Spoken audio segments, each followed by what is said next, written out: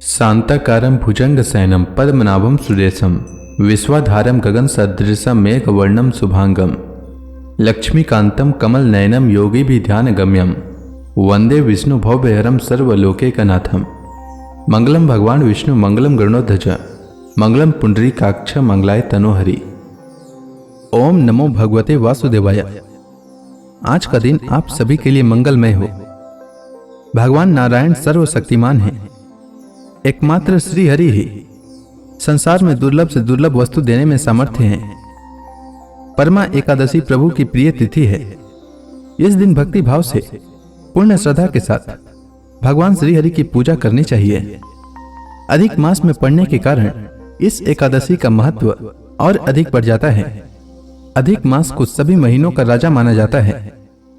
परमा एकादशी की कथा सुनने मात्र से 1000 गोदान और 1000 ब्राह्मणों को भोजन कराने के बराबर पुण्य की प्राप्ति होती है। इसलिए परमा एकादशी के दिन परमा एकादशी व्रत की कथा अवश्य सुनना चाहिए, साथ ही दूसरों को भी सुनाना चाहिए।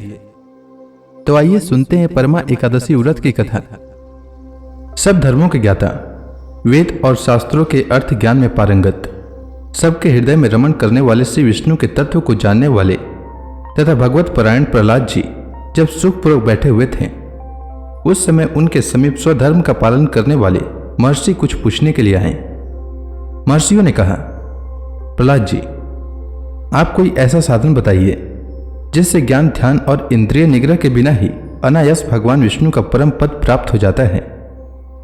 उनके ऐसा कहने पर संपूर्ण लोगों के हित के लिए उद्धत रहने वाले विष्णु भक्त महाभाग प्रहलाद जी ने संक्षेप में इस प्रकार कहा, महर्षियों, जो 18 पुराणों का सार से भी सारतर तत्व है, जिसे कार्तिकेय जी के पूछने पर भगवान शिव ने उन्हें बताया था, उसका वर्णन करता हूं, सुनिए।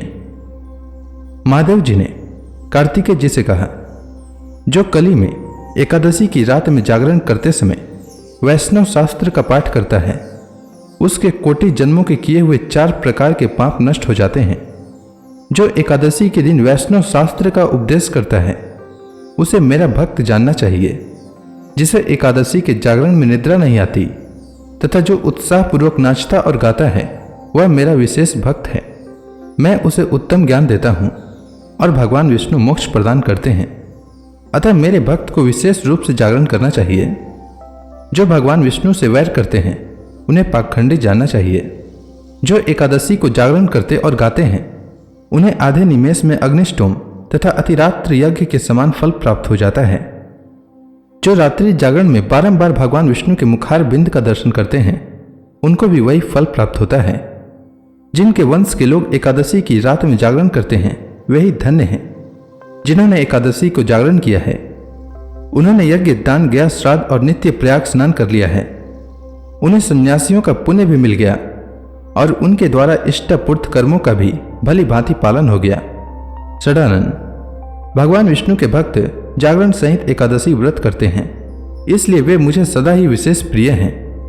जो एकादशी की रात में भगवान विष्णु के आगे वैष्णव भक्तों के समीप गीता और विष्णु सहस्त्र नाम का पाठ करता है, वह उस परम धाम में जाता है जहां साक्षात भगवान नारायण विराजमान हैं। जो श्रीहरि के समीप जागरण करते समय रात में दीपक जलाता है, उसका पुण्य 100 कल्पों में भी नष्ट नहीं होता। जो जागरण काल में मंजरी सहित तुलसी दल से भक्ति पूर्वक भगवान श्रीहरि का पूजन करता है, उसका पुनः इस संसार में जन्म नहीं होता। स्नान, चंदन, लेप, धूप, दीप, नैवेद्य और तांबुल, यह सब जागरण काल में भगवान को समर्पित किया जाए तो उससे अक्षय पुण्य होता है। कार्तिकेय, जो भक्त मेरा ध्यान करना चाहता है, वह एकादशी की रात्रि में श्रीहरि के समीप भक्ति पूर्वक जागरण करे। एकादशी के दिन जो लोग जागरण करते हैं, उनके शरीर में इंद्र आदि देवता आकर स्थित हो जाते हैं। जो जागरण काल में महाभारत का पाठ करते हैं, वे उस परम धाम में जाते हैं जहां सन्यासी महात्मा जाया करते हैं। जो उस समय श्री रामचंद्र जी का चरित्र 10 कंठ वध पढ़ते हैं, वे योग वेताओं की गति को प्राप्त होते हैं। जिन्होंने श्रीहरि के समीप जागरण किया है, उन्होंने चारों वेदों का स्वाध्याय, देवताओं का पूजन, यज्ञों का अनुष्ठान तथा सब तीर्थों में स्नान कर लिया। श्री कृष्ण से बढ़कर कोई देवता नहीं है और एकादशी व्रत के समान दूसरा कोई व्रत नहीं है। जहां भागवत शास्त्र है, भगवान विष्णु के लिए जहां जागरण किया जाता है, और जहाँ सालग्राम शिला स्थित होती है वहाँ साक्षात भगवान विष्णु उपस्थित होते हैं। परमा एकादशी व्रत की कथा के अनुसार महाराज युधिष्ठिर ने भगवान श्री कृष्ण से कहा, हे कमल नयन, अब आप अधिक मास के कृष्ण पक्ष की एकादशी का नाम तथा उसके व्रत का विधान बताने की कृपा करें। इसमें किस देवता का पूजन किया जाता है तथा इसके व्रत से किस फल की प्राप्ति होती है। भगवान श्री कृष्ण ने कहा, हे युधिष्ठिर, अधिक मास के कृष्ण पक्ष में जो एकादशी आती है वह परमा एकादशी कहलाती है। इसके व्रत से सभी पाप नष्ट हो जाते हैं तथा मनुष्य को इस लोक में सुख और परलोक में सद्गति प्राप्त होती है। इसका व्रत पूर्व में कहे हुए विधानानुसार करना चाहिए और भगवान विष्णु को धूप, दीप, नैवेद्य और पुष्प आदि से पूजन करना चाहिए। इस एकादशी की पावन कथा जो कि महर्षियों के साथ काम्पिल्य नगरी में हुई थी वह मैं तुमसे कहता हूं, ध्यान पूर्वक श्रवण करो। काम्पिल्य नगरी में सुमेधा नाम का एक अत्यंत धर्मात्मा ब्राह्मण रहता था। उसकी स्त्री अत्यंत पवित्र तथा पतिव्रता थी। किसी पूर्व पाप के कारण वह दंपति अत्यंत दरिद्रता का जीवन व्यतीत कर रहे थे। ब्राह्मण को भिक्षा मांगने पर भी भिक्षा नहीं मिलती थी। उस ब्राह्मण की पत्नी वस्त्रों से रहित होते हुए भी अपने पति की सेवा करती थी तथा अतिथि को अन्न देकर स्वयं भूखी रह जाती थी और पति से कभी किसी वस्तु की मांग नहीं करती थी। दोनों पति पत्नी घोर दरिद्रता का जीवन व्यतीत कर रहे थे। एक दिन ब्राह्मण अपनी स्त्री से बोला, हे प्रिय, जब मैं धनवानों से धन की याचना करता हूं तो वह मुझे मना कर देते हैं। गृहस्थी धन के बिना नहीं चलती, इसलिए यदि तुम्हारी सम्मति हो तो मैं परदेश जाकर कुछ काम करूं, क्योंकि विद्वानों ने कर्म की प्रशंसा की है। ब्राह्मण की पत्नी ने विनीत भाव से कहा, हे स्वामी, मैं आपकी दासी हूं। पति अच्छा और बुरा जो कुछ भी कहे पत्नी को वही करना चाहिए। मनुष्य को पूर्व जन्म में किए कर्मों का फल मिलता है। सुमेरु पर्वत पर रहते हुए भी मनुष्य को बिना भाग्य के स्वर्ण नहीं मिलता। पूर्व जन्म में जो मनुष्य विद्या और भूमि दान करते हैं उन्हें अगले जन्म में विद्या और भूमि की प्राप्ति होती है। ईश्वर ने भाग्य में जो कुछ लिखा है उसे टाला नहीं जा सकता। यदि कोई मनुष्य दान नहीं करता तो प्रभु उसे केवल अन्न ही देते हैं। इसलिए आपको इसी स्थान पर रहना चाहिए, क्योंकि मैं आपका विछोह नहीं सह सकती। पति बिना स्त्री की माता, पिता, भाई, ससुर तथा संबंधी आदि सभी निंदा करते हैं। इसलिए हे स्वामी, कृपा कर आप कहीं न जाएं। जो भाग्य में लिखा है वह यहीं प्राप्त हो जाएगा। स्त्री की सलाह मानकर ब्राह्मण प्रदेश नहीं गया। इसी प्रकार समय बीतता रहा। एक बार कौंडिन्य ऋषि वहां आए। ऋषि को देखकर ब्राह्मण सुमेधा और उसकी स्त्री ने उन्हें प्रणाम किया और बोले, आज हम धन्य हुए, आपके दर्शन से हमारा जीवन सफल हुआ। ऋषि को उन्होंने आसन तथा भोजन दिया। भोजन देने के बाद पतिव्रता ब्राह्मणी ने कहा, हे ऋषिवर, कृपा कर आप मुझे दरिद्रता का नाश करने की विधि बतलाइए। मैंने अपने पति को प्रदेश में जाकर धन कमाने से रोका है। मेरे भाग्य से आप आ गए हैं। मुझे पूर्ण विश्वास है कि अब मेरी दरिद्रता शीघ्र ही नष्ट हो जाएगी। अतः आप हमारी दरिद्रता नष्ट करने के लिए कोई उपाय बताएं। ब्राह्मणी की बात सुन कौंडिन्य ऋषि बोले, हे ब्राह्मणी, अधिक मास की कृष्ण पक्ष की परम एकादशी के व्रत से सभी पाप, दुख और दरिद्रता आदि नष्ट हो जाते हैं। जो मनुष्य इस व्रत को करता है वह धनवान हो जाता है। इस व्रत में नित्य गायन आदि सहित रात्रि जागरण करना चाहिए। भगवान शंकर ने कुबेर जी को इसी व्रत के करने से धनाध्यक्ष बना दिया था। इसी व्रत के प्रभाव से सत्यवादी राजा हरिश्चंद्र को पुत्र, स्त्री और राज्य की प्राप्ति हुई थी। तदुपरांत कौंडिन्य ऋषि ने उन्हें एकादशी के व्रत का समस्त विधान का सुनाया। ऋषि ने कहा, हे ब्राह्मणी, पंचरात्रि व्रत इससे भी अधिक उत्तम है। परम एकादशी के दिन प्रातः काल नित्य कर्म से निवृत्त होकर विधान पूर्वक पंचरात्रि व्रत का आरंभ करना चाहिए। जो मनुष्य 5 दिन तक निर्जल व्रत करते हैं वे अपने माता पिता और स्त्री सहित स्वर्ग लोक को जाते हैं। जो मनुष्य 5 दिन तक संध्या को भोजन करते हैं वे स्वर्ग को जाते हैं। जो मनुष्य स्नान करके 5 दिन तक ब्राह्मणों को भोजन कराते हैं वे समस्त संसार को भोजन कराने का फल पाते हैं। जो मनुष्य इस व्रत में अश्वदान करते हैं उन्हें तीनों लोकों को दान करने का फल मिलता है। जो मनुष्य उत्तम ब्राह्मण को तिल दान करते हैं वे तिल की संख्या के बराबर वर्षों तक विष्णु लोक में वास करते हैं। जो मनुष्य घी का पात्र दान करते हैं वे सूर्य लोक को जाते हैं। जो मनुष्य 5 दिन तक ब्रह्मचर्य पूर्वक रहते हैं वे दिव्यांगनाओं के साथ स्वर्ग को जाते हैं। हे ब्राह्मणी, तुम अपने पति के साथ इसी व्रत को धारण करो, इससे तुम्हें अवश्य ही सिद्धि और अंत में स्वर्ग की प्राप्ति होगी। कौंडिन्य ऋषि के वचनानुसार ब्राह्मण और उसकी स्त्री ने परम एकादशी का 5 दिन तक व्रत किया। व्रत पूर्ण होने पर ब्राह्मण की स्त्री ने एक राजकुमार को अपने यहाँ आते देखा।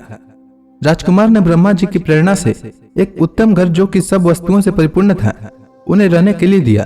तदुपरांत राजकुमार ने आजीविका के लिए एक गांव दिया। इस प्रकार ब्राह्मण और उसकी स्त्री इस व्रत के प्रभाव से इस लोक में अनंत सुख भोग कर अंत में स्वर्ग लोक को गए।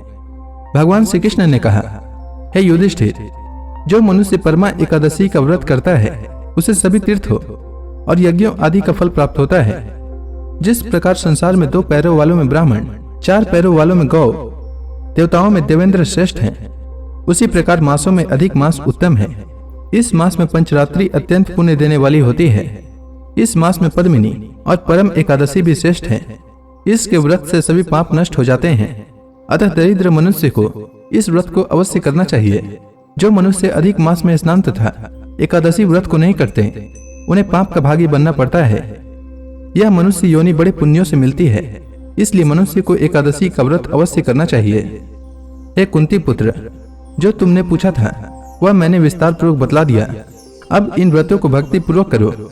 जो मनुष्य अधिक मास की परम एकादशी का व्रत करते हैं वे स्वर्ग लोक में जाकर देवराज इंद्र के समान सुखों का भोग करते हुए तीनों लोकों में पूजनीय होते हैं।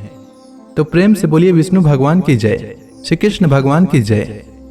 परमा एकादशी के दिन 11 माता की कथा भी अवश्य सुनना चाहिए। इससे व्रत का 100 गुना अधिक पुण्य फल प्राप्त होता है। तो आइए सुनते हैं 11 माता की कथा। एकादशी भगवान विष्णु की साक्षात शक्ति है। जिस शक्ति ने उस असुर का वध किया है जिसे भगवान भी जीत पाने में असमर्थ थे, उस शक्ति के आगे मनुष्य के पाप रूपी असुर भला कैसे टिक सकता है। जिस शक्ति ने देवताओं के कष्ट को हर कर उन्हें सुख दिया वह प्राणी मात्र को क्या नहीं दे सकती। सुख, समृद्धि, शांति और मोक्ष समस्त सुख सहज ही प्राप्त हो जाते हैं।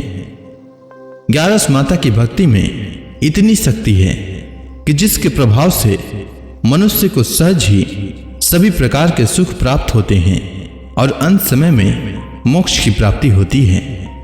11 माता की कथा के अनुसार सतयुग में एक महाभयंकर दैत्य हुआ करता था। उसका नाम मूर था।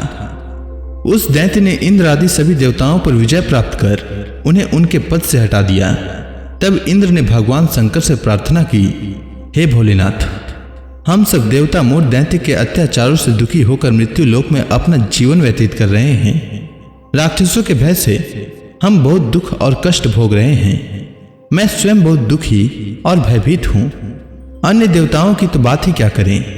अतः हे कैलाशपति, कृपा कर आप मूर दैत्य के अत्याचार से बचाने का उपाय बताइए। देवराज इंद्र के प्रार्थना सुनकर भगवान शंकर ने कहा, हे देवेंद्र, आप भगवान श्री विष्णु के शरण में जाइए। मधु कैटभ का संहार करने वाले भगवान विष्णु देवताओं को अवश्य ही इस भय से मुक्त करेंगे। भगवान शंकर के आदेश का पालन करते हुए इंद्र तथा अन्य देवता क्षीर सागर गए, जहां पर भगवान श्री विष्णु शेष शैया पर विराजमान थे। इंद्र सहित सभी देवताओं ने भगवान विष्णु को देखा और उनके समक्ष उपस्थित होकर उनकी स्तुति करने लगे। वे कहने लगे, हे तीनों लोकों के स्वामी, आप स्तुति करने योग्य हैं। हम सभी देवताओं का आपको कोटि कोटि प्रणाम है। हे दैत्यों के संहारक, हम आपकी शरण में हैं, आप हमारी रक्षा करें। हे त्रिलोकपति, हम सभी देवता दैत्यों के अत्याचार से भयभीत होकर आपकी शरण में आए हैं।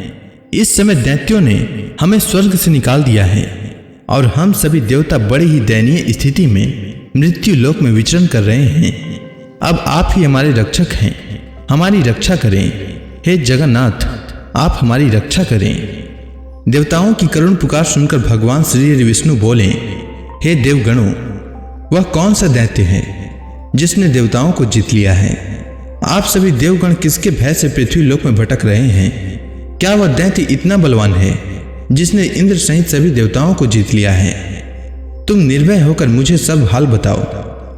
भगवान विष्णु के इस स्नेहमयी वचनों को सुनकर देवेंद्र ने कहा, हे प्रभु, प्राचीन काल में ब्रह्म वंश में उत्पन्न हुआ नाड़ी जंगम नाम का एक असुर था, जिसका मूर नामक एक पुत्र है, जो चंद्रवती नामक नगरी में निवास करता है, जिसने अपने बल से मृत्यु लोक और देवलोक को जीत लिया है और सब देवताओं को देवलोक से निकालकर अपने दैत्य कुल के असुरों को इंद्र, अग्नि, यम, वरुण और चंद्रमा आदि सभी को लोकपाल बना दिया है।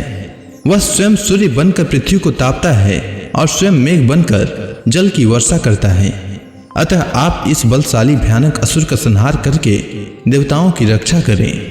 देवेंद्र के मुख से ऐसे वचन सुनकर भगवान विष्णु बोले, हे देवताओं, मैं आपके शत्रु का शीघ्र ही संहार करूंगा। आप सभी इसी समय मेरे साथ चंद्रवती नगरी चलिए। देवताओं की पुकार पर भगवान विष्णु तुरंत ही उनके साथ चल दिए। उधर दैत्यराज मूर ने अपने तेज से जान लिया था कि श्री विष्णु युद्ध की इच्छा से उसकी राजधानी में आ रहे हैं। अतः अपने राक्षस योद्धाओं के साथ वह भी युद्ध भूमि में आकर गरजने लगा। देखते ही देखते युद्ध शुरू हो गया। युद्ध शुरू होने पर अनगिनत असुर अपने अस्त्र शस्त्रों को धारण कर देवताओं से युद्ध करने लगे, किंतु देवता तो पहले ही डरे हुए थे। वह अधिक देर तक राक्षसों का सामना न कर सके और भाग खड़े हुए। तब भगवान विष्णु स्वयं युद्ध भूमि पर आ गए। दैत्य पहले से भी ज्यादा जोश में भरकर भगवान विष्णु से युद्ध करने लगे। वे अपने अस्त्र शस्त्रों से उन पर भयानक प्रहार करने लगे। दैत्यों के आक्रामक वारों को श्री हरि विष्णु अपने चक्र और गदा के प्रहारों से नष्ट करने लगे। इस युद्ध में अनेक दैत्य सदा के लिए मृत्यु की गोद में समा गए, किंतु दैत्यराज मूर भगवान विष्णु के साथ निश्चल भाव से युद्ध करता रहा। उसका तो जैसे अभी बाल भी बांका नहीं हुआ था। वह बिना डरे युद्ध कर रहा था। भगवान विष्णु मूर को मारने के लिए जिन जिन शस्त्रों का प्रयोग करते, वे सब उसके तेज से नष्ट होकर उस पर पुष्पों के समान गिरने लगते। अनेक अस्त्रों शस्त्रों का प्रयोग करने पर भी भगवान विष्णु उससे जीत न सके। तब वे आपस में मल्ल युद्ध करने लगे। भगवान श्री विष्णु उस असुर से देवताओं के लिए सहस्त्र वर्षों तक युद्ध करते रहे, किंतु उस असुर से न जीत सके। अंत में भगवान विष्णु शांत होकर विश्राम करने की इच्छा से बद्रिकाश्रम स्थित 38 कोस लंबी एक द्वार वाली हेमवती नाम की एक गुफा में प्रवेश कर गए। उस गुफा में भगवान ने शयन किया। भगवान विष्णु के पीछे पीछे वह दैत्य भी चला आया था। भगवान श्री विष्णु को सोता देखकर वह दैत्य उन्हें मारने को तैयार हुआ। वह सोच रहा था कि आज मैं अपने चिर शत्रु को मारकर हमेशा हमेशा के लिए निष्कंटक हो जाऊंगा, परंतु उसकी यह इच्छा पूर्ण न हो सकी, क्योंकि उसी समय भगवान विष्णु की देह से दिव्य वस्त्र धारण किए एक अत्यंत मोहिनी कन्या उत्पन्न हुई और राक्षस को ललकार कर उससे युद्ध करने लगी। उस कन्या को देखकर राक्षस को घोर आश्चर्य हुआ और वह सोचने लगा कि यह ऐसी दिव्य कन्या कहां से उत्पन्न हुई, और फिर वह असुर उस कन्या से लगातार युद्ध करता रहा। कुछ समय बीतने पर उस कन्या ने क्रोध में आकर उस दैत्य के अस्त्रों शस्त्रों को टुकड़े टुकड़े कर दिए। अब तो उस दैत्य को बड़ा ही क्रोध आया और वह सारी मर्यादाएं भंग करके उस कन्या से मल्ल युद्ध करने लगा। उस तेजस्वी कन्या ने उसको धक्का मारकर मूर्छित कर दिया और उसकी मूर्छा टूटने से पूर्व ही उसका सिर काटकर धड़ से अलग कर दिया। सिर काटते ही वह असुर पृथ्वी पर गिरकर मृत्यु को प्राप्त हुआ। बाकी बचे असुर अपने राजा का ऐसा दुखद अंत देखकर भयभीत होकर पाताल लोक में भाग गए। भगवान विष्णु जब निद्रा से जागे तो उस असुर को मरा देखकर उन्हें घोर आश्चर्य हुआ और वे सोचने लगे कि इस महाबली को किसने मारा है। तब वह तेजस्वी कन्या श्रीहरि से हाथ जोड़कर बोली, हे जगदीश्वर, यह असुर आपको मारने को उद्यत था। तब मैंने आपके शरीर से उत्पन्न होकर इस असुर का वध किया है। कन्या की बात सुनकर भगवान बोले, तुमने इस असुर को मारा है, अतः हे कन्या, मैं तुमसे अत्यंत प्रसन्न हूँ। इसे मारकर तुमने तीनों लोकों के देवताओं के कष्ट को हरा है, इसीलिए तुम अपनी इच्छा अनुसार वरदान मांग लो, मैं तुम्हारी प्रत्येक इच्छा को पूर्ण करूंगा। भगवान की बात सुनकर कन्या बोली, हे प्रभु, मुझे यह वरदान दीजिए कि जो मनुष्य या देव मेरा व्रत करे उसके सभी पाप नष्ट हो जाएं और अंत में उसे स्वर्ग लोक की प्राप्ति हो। मेरे व्रत का आधा फल रात्रि को मिले और उसका आधा फल एक समय भोजन करने वाले को मिले। जो श्रद्धालु भक्ति पूर्वक मेरे व्रत को करे वे निश्चय ही वैकुंठ लोक को प्राप्त करे। जो मनुष्य मेरे व्रत में दिन तथा रात्रि को एक बार भोजन करे, वह धन धान्य से भरपूर रहे। कृपा करके मुझे ऐसा वरदान दीजिए।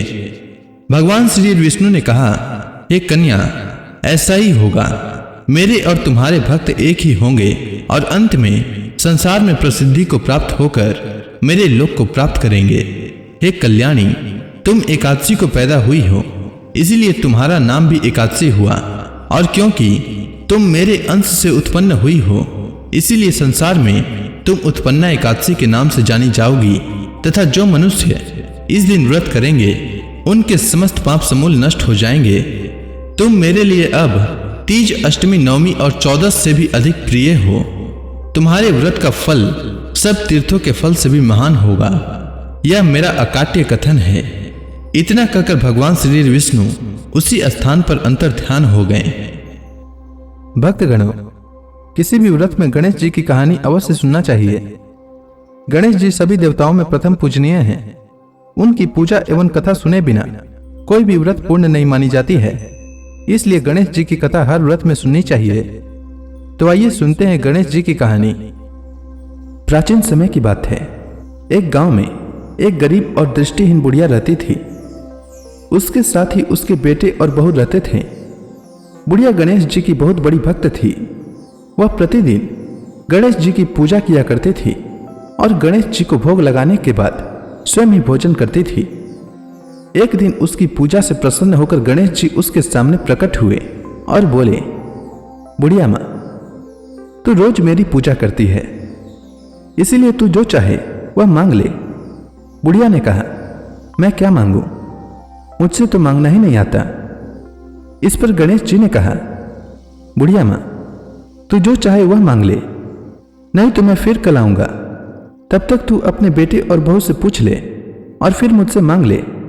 यह सुनकर बुढ़िया अपने बेटे को बुलाया और अपने बेटे से कहा, गणेश जी ने कहा है कि मैं उनसे कुछ भी मांग सकती हूं, तो बता मैं क्या मांगू। तब उसके बेटे ने कहा, मां, तू गणेश जी से धन मांग ले। इसके बाद बुढ़िया बहू के पास गई और बहू से बोला, गणेश जी ने कहा है कि मैं उनसे कुछ भी मांग सकती हूं, तो बता मैं क्या मांगू। तब उसके बहू ने कहा कि गणेश जी से पोता मांग ले। तब बुढ़िया ने बहुत सोचा कि हर कोई अपने अपने मतलब की बात कर रहा है, कोई मेरे लिए सोच नहीं रहा है। चलो पड़ोसन से पूछ लेती हूं, वह सही बताएगी कि मुझे क्या मांगना चाहिए। बुढ़िया अपने पड़ोसन के पास गई और पड़ोसन से कहा, गणेश जी ने कहा है कि मैं उनसे कुछ भी मांग सकती हूं, तो बता मुझे क्या मांगना चाहिए। मेरा बेटा कहता है कि धन मांग लो और बहू कहती है कि पोता मांग लो। तब पड़ोसन ने कहा, अरे बुढ़िया, तू तो अब कुछ ही दिन जिएगी, धन और पोता मांगने से तेरा क्या फायदा। तू अपने लिए आंखों की रोशनी मांग ले, इससे तेरी जिंदगी आराम से कट जाएगी। यह सुनकर बुढ़िया अगले दिन गणेश जी की पूजा करती है और उन्हें भोग लगाती है। तभी गणेश जी प्रकट होकर कहते हैं, बुढ़िया माँ, बता तुझे क्या चाहिए। तब बुढ़िया ने गणेश जी से कहा, अगर आप मुझसे प्रसन्न हैं तो मुझे 9 करोड़ की माया, निरोगी काया, अमर सुहाग, आंखों की रोशनी, पोता और सभी परिवार को सुख दे और आखिरी में मुझे मोक्ष दे। यह सुनकर गणेश जी ने कहा, बुढ़िया माँ, यह सब मांगकर तूने तो मुझे ठग लिया, लेकिन वचन के अनुसार जो तूने मांगे हैं वह सब तुझे मिलेगा। इतना कहकर गणेश जी अंतर ध्यान हो गए। बुढ़िया ने जो कुछ मांगा था उसे सब कुछ मिल गया। हे गणेश जी महाराज, जैसे आपने उस बुढ़िया मां को सब कुछ दिया, ठीक वैसे ही हमें दें और सभी कथा सुनने वालों को भी दें। तो प्रेम से बोलिए गणेश जी महाराज की जय। अब आप सभी भक्तगण हाथ जोड़कर भगवान श्री हरि का ध्यान करें। आरती होने वाली है।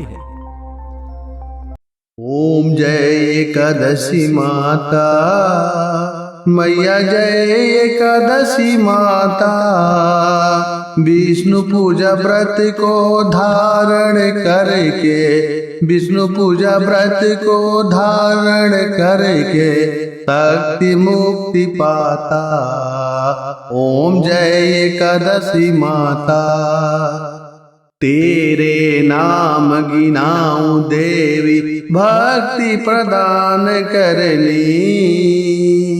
भक्ति प्रदान करनी, गण गौरव की देनी माता, गण गौरव की देनी माता, शास्त्रों में बरनी। ओम जय एकादशी माता। मार्गशीर्ष कृष्ण पक्ष की उत्पन्ना, विश्व तारणी जनमी, मैया विश्व तारणी जनमी। शुक्ल पक्ष में हुई मोक्षदा, शुक्ल पक्ष में हुई मोक्षदा, मुक्तिदाता बन के भरमी। ओम जय एकादशी माता। पौष के कृष्ण पक्ष की सफला नामक है, शुक्ल पक्ष में होए पुत्रदा, आनंद अधिक रहे। ओम जय एकादशी माता। नाम सट तिला माघ मास में कृष्ण पक्ष आवे, मैया कृष्ण पक्ष आवे। शुक्ल पक्ष में जया कहावे, शुक्ल पक्ष में जया कहावे, विजय सदा पावे। ओम जय एकादशी माता। विद्या फाल्गुन कृष्ण पक्ष में शुक्ला अमला की, मैया शुक्ला अमला की। पाप मोचनी कृष्ण पक्ष में चैत्र महाबली की। ओम जय एकादशी माता। चैत्र शुक्ल में नाम कामदा, धन देने वाली, मैया धन देने वाली। नाम बरूथनी कृष्ण पक्ष में बैसाख माहवाली। ओम जय एकादशी माता। शुक्ल पक्ष में होए मोहिनी, अपराज्येष्ठ कृष्ण पक्षी, मैया अपराज्येष्ठ कृष्ण पक्षी। नाम निर्जला सब सुख करनी, शुक्ल पक्ष रखी। ओम जय एकादशी माता। योगिनी नाम आषाढ़ में जानो, कृष्ण पक्ष करनी, मैया कृष्ण पक्ष करनी। देव सैनी नाम कहायो, शुक्ल पक्ष धरनी। ओम जय एकादशी माता। कामिका श्रावण मास में आवे, कृष्ण पक्ष कहिए। श्रावण शुक्ला होए पवित्रा, आनंद से रहिए। ओम जय एकादशी माता। अजा भाद्रपद कृष्ण पक्ष की परिवर्तनी शुक्ला, मैया परिवर्तनी शुक्ला। इंद्राश्विन कृष्ण पक्ष में व्रत से भवसागर निकला। ओम जय एकादशी माता। पापांकुशा है शुक्ल पक्ष में, आप हरणहारी, मैया आप हरणहारी। रमा मास कार्तिक में आवे, सुखदायक भारी। ओम जय एकादशी माता।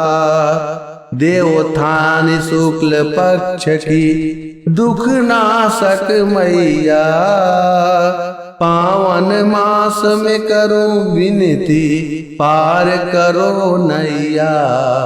ओम जय एकादशी माता।